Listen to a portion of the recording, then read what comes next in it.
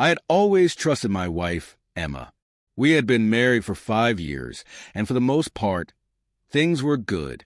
We had our disagreements, like any couple, but we were happy, or so I thought. It all started on a Friday night. Emma had been invited to a party by one of her colleagues.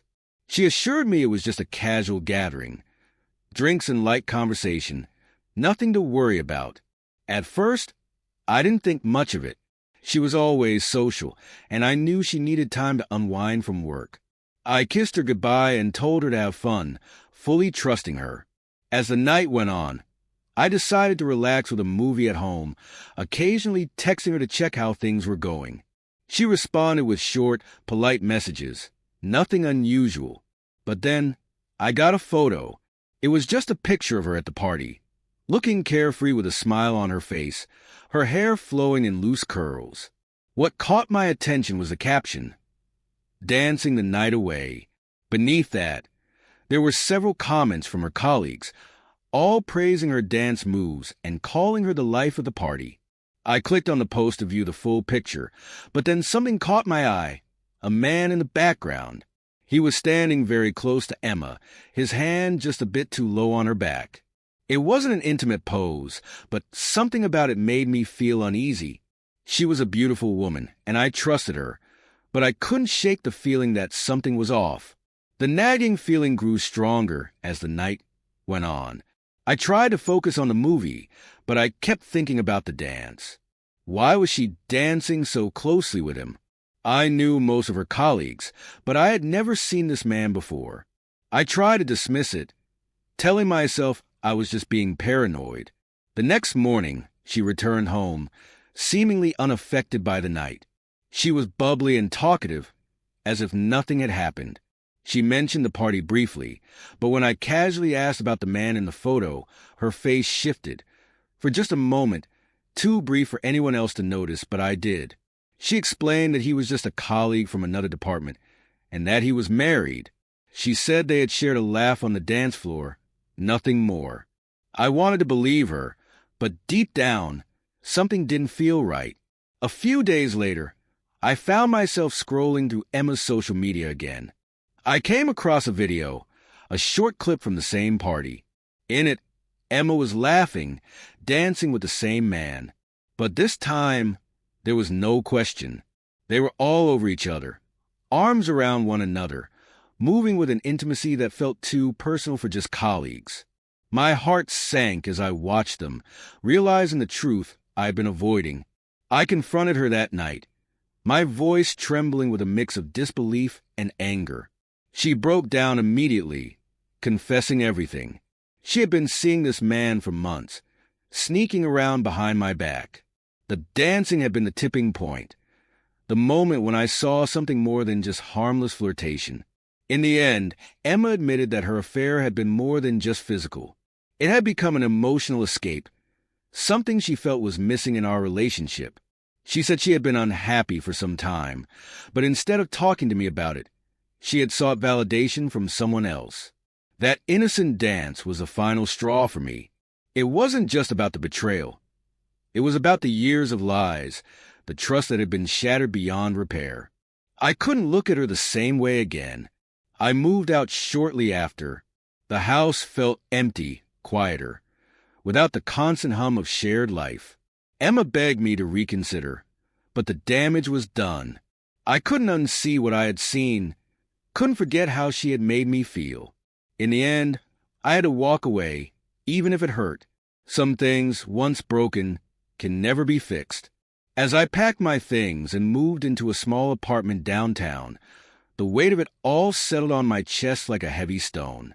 I spent the first few days in a daze, replaying the moments leading up to that night, the subtle signs I had missed, the small doubts I had brushed off. How could I have been so blind? It felt like a betrayal, not just of me, but of the life we had built together, the memories, the laughter, the trips we had taken. All of it felt tainted now. For weeks, I tried to get back to some semblance of normality. I threw myself into work, spent time with friends, tried to regain some of the independence I had forgotten over the years of marriage. But it was hard to shake off the loneliness that crept in at night. The hardest part was that I still loved her, despite everything. Despite how she had broken my trust, there was a part of me that missed her. I couldn't escape the memories of the woman I thought I knew. The one who had always been there, who had laughed with me at dinner, who had shared her dreams and fears. How had it all turned into this? About a month after we had separated, Emma showed up at my apartment. She had called earlier, saying she wanted to talk. I agreed reluctantly, not sure what else there was to say, but unable to completely shut the door on her. When I opened the door, she looked different. Her face was thinner, her eyes tired. She seemed like a woman who had gone through her own kind of hell. For a brief moment, I almost felt sorry for her. "I'm sorry," she said, her voice breaking. "I never meant to hurt you. I don't expect you to forgive me, but I needed to apologize. I messed up, and I don't know how to fix it. I've been a mess without you. I realize now how much I took you for granted." Her words hit me harder than I expected. She was being honest, vulnerable even, but that didn't undo the pain I had felt in the weeks before. I listened as she explained how her relationship with the other man had crumbled shortly after our separation. She told me how the excitement had worn off, how she had realized too late that she had made a huge mistake. "I never wanted to lose you," she continued. "I love you, and I've been living with this guilt every day. I was looking for something that wasn't there. I'm not asking you to take me back right now, but I want you to know that I see how much I hurt you, and I'm so sorry." I stood there, torn between the part of me that still loved her and the part that had been crushed by her betrayal. I didn't know if forgiveness was something I could give her. Could I really trust her again? Could I move past the thought of her dancing with someone else, of the lies, of everything we had built that had now been reduced to nothing? "I don't know, Emma," I finally said, my voice thick with emotion. "I don't know if I can ever trust you again. I don't even know if I can be with you after everything that's happened." She nodded, tears welling up in her eyes. "I understand. I'll give you space. I'll do whatever it takes. I'll wait. But I hope one day you can see that I truly am sorry." She left shortly after, leaving me standing in the doorway, heart heavy with indecision. As I closed the door behind her, I realized something. I wasn't sure. I longed to return to the way things once were, but perhaps the woman I had married was not the person I had imagined her to be. Maybe the relationship we had was never what I envisioned. I had placed my complete trust in her, only for her to betray that trust in the most heartbreaking way. The idea of starting over and rebuilding trust seemed nearly impossible. In the weeks that followed, I found myself torn between moving on and finding a way to forgive her. Every encounter, every apology, seemed to reopen the wound, reminding me of the anguish I felt when I first discovered the truth. Over time, I started to realize that no matter how much she begged, no matter how many times she said she was sorry, I couldn't alter the way things had played out. It was during these quiet moments of reflection that I understood something crucial. I had been clinging to the idea of us, but not to the reality. The truth was, we had both changed, and what we had once shared no longer existed in the same form. In the end, I chose to release her. Emma and I remained in touch occasionally, but it was never the same. We were different people now, living separate lives. The affair, the lies, the deceit, it had all served as a wake-up call for me. No matter how much I wished, I couldn't return to what we had. Moving on was difficult, but it was the only way forward. As time passed, I found peace, not with Emma, but within myself. I realized that sometimes love alone isn't enough to sustain a relationship, especially when it's been marred by betrayal. That was a truth I had to accept. The sting of betrayal gradually faded over the months, but the scars remained. I began to focus more on myself, something I hadn't truly done in years. I immersed myself in my career, took up new hobbies, revisited old passions, and spent more time with friends. Though I didn't have all the answers, I knew one thing for certain. I couldn't continue living in the past, clinging to a relationship that no longer existed. One evening, after a long day of work, I decided to go for a run through the city. Running had always been my way of clearing my mind, and that night, the cold winter air felt refreshing against my skin. Without planning it, I ended up running past the park where Emma and I had first met.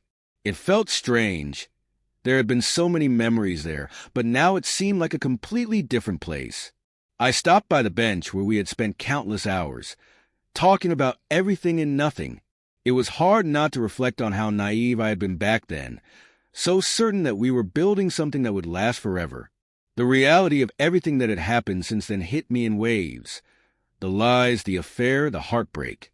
But as I sat on that bench that night, I realized that before I could ever forgive her, I needed to forgive myself. It wasn't about excusing Emma's actions. It was about freeing myself from the weight of the past. That night marked a turning point. I realized I had spent too much time focusing on what I had lost, rather than what I still had, the chance to grow, to heal, and to move forward.